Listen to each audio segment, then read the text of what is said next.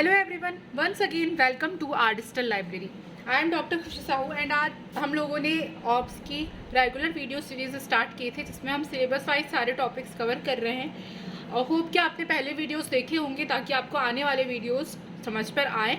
और चैनल को सब्सक्राइब करें, बेल आइकन को प्रेस करें क्योंकि रेगुलरली मैं 10 बजे डेली एक वीडियो अपलोड कर रही हूँ और नोट्स बेस्ड वीडियो है। तो आप अभी से यदि अपनी प्रिपरेशन रखेंगे तो आगे चल के आपको किसी भी प्रकार की कोई भी प्रॉब्लम स्टार्ट नहीं होगी। नॉर्मल लेबर से लेकर फिजियोलॉजी ऑफ लेबर की जितनी भी स्टेजेस है वहाँ तक हम लोग टॉपिक कवर कर चुके थे। इसकी लिंक आपको डिस्क्रिप्शन बॉक्स में मिल जाएगी। देखते हैं what is mechanism of labour. Mechanism of labour मतलब कि नॉर्मल लेबर के समय क्या क्या चेंजेस जो है, मैकेनिकल चेंजेस जो है वो बॉडी में हो रहे हैं, किन किन प्रोसेस के थ्रू जो है वो बेबी एक्सपेल आउट हो रहा है। ये सारे मैकेनिज्म ऑफ लेबर के अंदर 9 स्टेप्स आती है टोटल, जिनके बारे में आपको याद रखना है। यदि ये क्वेश्चन बहुत पेपर में रिपीट हो रहा है, बहुत इंपॉर्टेंट क्वेश्चन है, तो इसमें यदि आता है तो उसमें आपको सिर्फ 9 स्टेप्स लिखकर इस तरीके का फ्लो डायग्राम बनाकर इन्हें एक्सप्लेन कर देना है। बस इतने में ये क्वेश्चन सफिशिएंट है और बहुत ही अच्छा स्कोरिंग क्वेश्चन है।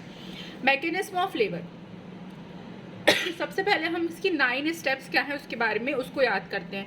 तो इसकी कोई ट्रिक यदि आपको मिले तो वहाँ से भी याद कर सकते हैं, बट यदि हम रेगुलर इसको पढ़ेंगे तो अपने आप याद हो जाएगा। EDFICERED इस तरीके से इसकी 9 स्टेप्स होती हैं। पहला है engagement, descent, flexion, internal rotation, crowning, extension, restitution, external rotation and delivery of shoulder and trunk. तो इसको हम 3 पार्ट में डिवाइड करके याद करते हैं।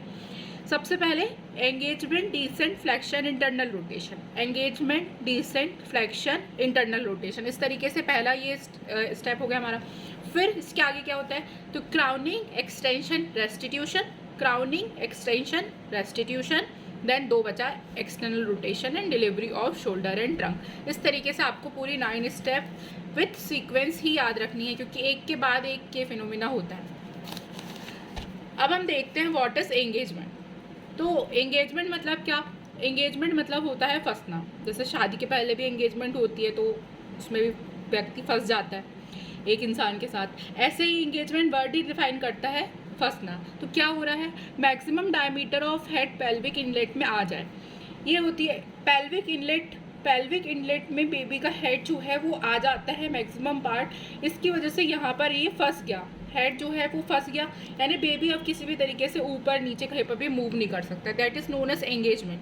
पेल्विक इनलेट में बेबी का जो हेड का डायमीटर है उसका फंस जाना इज एंगेजमेंट। तो प्रीमी ग्रेविडा में आगे की जो सेकेंड स्टेप है वो है डिसेंट, यानी नीचे और नीचे आना। फंस गया, अब उसका नीचे आना, उसको बोलते हैं डिसेंट। तो प्रीमी ग्रेविडा में एंगेजमेंट के बाद डिसेंट होता है, यानी पहले एंगेजमेंट होगा, धीरे धीरे डिसेंट होगा क्योंकि सर्वाइकल कैनाल अभी पहली प्रेगनेंसी है तो इंटैक्ट है। लेकिन मल्टी ग्रेविडा में एंगेजमेंट के साथ साथ ही डिसेंट हो जाता है। सेकेंड पॉइंट क्या है, तो descent is continuous phenomena of engagement to expel out. अभी मैंने आपको बताई कि जैसे ही पेल्विक इनलेट में बेबी का हेड फिक्स हुआ, अब वो धीरे धीरे करके नीचे आने लगेगा। इससे एंगेजमेंट का नेक्स्ट फिनोमिना यानी ही डिसेंट कहलाता है। देन आता है थर्ड फ्लेक्शन। फ्लेक्शन क्या है, हेड एंड बॉडी को संकुचित कर लेता है। बेबी जो है वो अपने हेड को और बॉडी को एक पूरे तरीके से कॉन्ट्रैक्ट कर लेता है, यानी पास ले आता है। जैसे कि हम जनरली इमेजेस में देखते हैं जैसा बेबी यूट्रस में होता है उस तरीके से, जिससे एडवर्जन डायमीटर कम हो जाता है, यानी उसका जो डायमीटर था वो कम हो गया। तो क्राउनिंग आसानी से होती है। क्राउनिंग क्या है, तो हेड वाला रीजन जब बेबी का हमें बाहर से दिखने लगे, दैट इज क्राउनिंग, जो कि हम आगे देखेंगे। तो हेड एंड बॉडी को, फ्लेक्शन में क्या होगा, हेड एंड बॉडी को बेबी संकुचित कर लेगा और उसकी वजह से जो एडवर्सिंग डायमीटर है वो कम हो जाता है और क्राउनिंग आसानी से होती है। अगर फ्लेक्शन नहीं हो तो फर्दर रोटेशन संभव नहीं होता, यानी यदि फ्लेक्शन नहीं करेगा बेबी तो आगे का जो भी रोटेशन वाला पार्ट है वो रुक जाएगा, यहाँ से कॉम्प्लिकेशन स्टार्ट हो सकते हैं। देन नेक्स्ट फोर्थ पॉइंट है हमारा इंटरनल रोटेशन। इंटरनल रोटेशन में क्या होता है, इस प्रक्रिया में सिंसिपुट और ऑसिपुट लगभग 2/8 पार्ट में रोटेट हो जाते हैं, यानी ये उसका शोल्डर है तो और ये हेड है, तो वो अपने हेड को ऑलमोस्ट 2/8 पार्ट जो है शोल्डर के अराउंड रोटेट कर लेगा बेबी। इसकी direction downward and backward towards mid line होती है।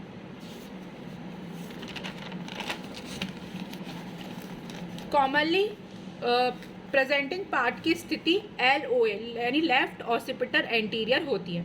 तो इंटरनल रोटेशन मतलब क्या, अभी बेबी अंदर है और उसने अपने हेड वाले रीजन को यानी ऑसिपिट वाले रीजन को 2/8 पार्ट जो है वो शोल्डर की तरफ रोटेट किया।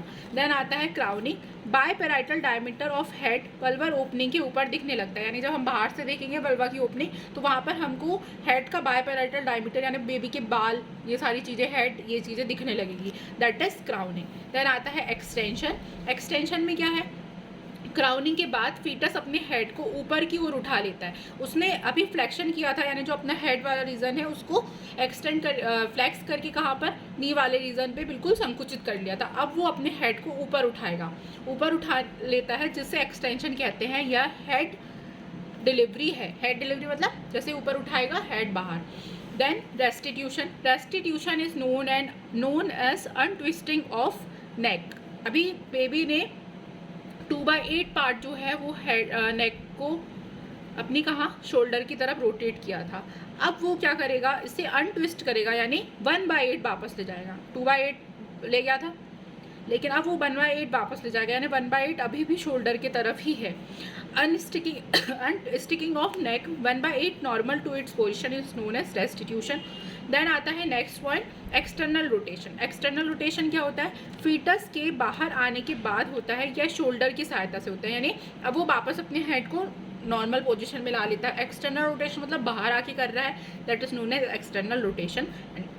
After that delivery of shoulder and trunk.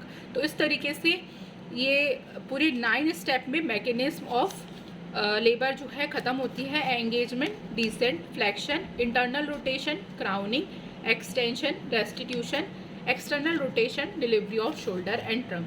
Hope कि आपको समझ में आएगा, इतना हमारे लिए सफिशिएंट है। इसके बाद मैं सर्वाइकल एंड सर्कुलेज टॉपिक आपको एक्सप्लेन करना चाहती हूँ। ये थोड़ा हमारे लिए इम्पॉर्टेंट है, टर्मिनोलॉजी जानना बहुत ज़रूरी है। If cervical muscles fibre weak, यदि सर्विक्स के मसल फाइबर वीक हैं तो वहाँ पर मसल टोन जो है वो वीक होगी या लॉस ऑफ मसल टोन होगा। इसकी वजह से सर्विक्स जो है वो अच्छी तरीके से डायलेट मतलब बहुत आसानी से डायलेट हो जाएगी। मसल फाइबर में टोनिसिटी नहीं है, मतलब पैकेजिंग जो है वो सही से नहीं है, तो आसानी से जब बेबी का वेट बढ़ेगा तो ये स्ट्रेच होगी, जैसे इलास्टिक है और वो अच्छी तरीके से फिक्स नहीं है, यदि उसके ऊपर हमने कोई वेट रखे तो आसानी से खिंच जाएगी। इसी तरीके से यदि मसल फाइबर वीक है तो बेबी का जैसे ही वेट बढ़ेगा तो सर्विक्स में बहुत आसानी से डायलेशन हो जाएगा। अब डायलेशन डिलीवरी के पहले तो होना नहीं चाहिए। यदि डिलीवरी उसकी टर्म प्रेगनेंसी के पहले ही बेबी जो है बाहर आ जाता है, उसे हम बोलते हैं एबॉर्शन, तो स्पॉन्टेनियस एबॉर्शन हो जाता है। यह सामान्यतः मिड ट्राइमेस्टर में होता है। क्यों होगा मिड ट्राइमेस्टर में? क्योंकि तब बेबी का वेट जो है वो बढ़ जाता है।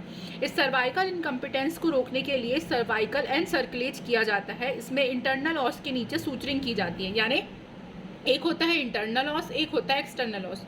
यहाँ पर क्या करते हैं, ये है बेबी, ताकि बेबी का वेट बढ़े तो वो नीचे ना आ जाए सर्विक्स डायलेशन होने के कारण, इसलिए यहाँ पर इंटरनल ओस के नीचे सूचरिंग कर दी जाती है। अब सूचरिंग यानी सिल दी एक तरीके से हमने, तो जो भी बेबी का जितना भी वेट बढ़ेगा तो वो नीचे नहीं आएगा, इसलिए इसे सर्वाइकल एंड सर्कुलेज कहते हैं। ये सर्वाइकल इनकम्पिटेंस के केस में किया जाता है। ये क्वेश्चन यहाँ से बनता है। तो कैसे करेंगे? Anterior, lateral, then posterior, then lateral, इस तरीके से सूचरिंग की प्रोसेस होती है। इसमें प्रेगनेंसी कंटिन्यू हो जाती है। ऑब्वियस सी बात है कि जब सूचरिंग कर दी तो वेट बढ़ने पर भी बेबी नीचे नहीं डिसेंड डाउन करेगा और सामान्यत प्रेगनेंसी जो है वो कंटिन्यू हो जाएगी, यानी अबॉर्शन नहीं होगा। इसमें सामान्यतः 15 से 16 सप्ताह में प्रिवेंटली यूज़ करते हैं। उनमें यूज़ किया जाता है जिसमें पास हिस्ट्री होती है, जिसमें पास हिस्ट्री ऑलरेडी हो चुकी है कि एक पहले 2 बच्चे के केस में अबॉर्शन हो गया, तो उसमें हम ये चीज़ पता करते हैं कि कहीं सर्वाइकल इनकम्पिटेंस तो नहीं है। देन हम उसमें 15 से 16 वीक की यदि प्रेगनेंसी होगी तब हम सर्वाइकल एंड सर्कुलेज कर देते हैं। ये होता क्या है? तो इंटरनल ओस पे सूचरिंग करना। तो ये छोटा सा टॉपिक था जो कि आ जाता है धोखेधड़ी से, तो इसको आपको ध्यान रखना है। Thank you so much. Stay connected with art digital library for more videos.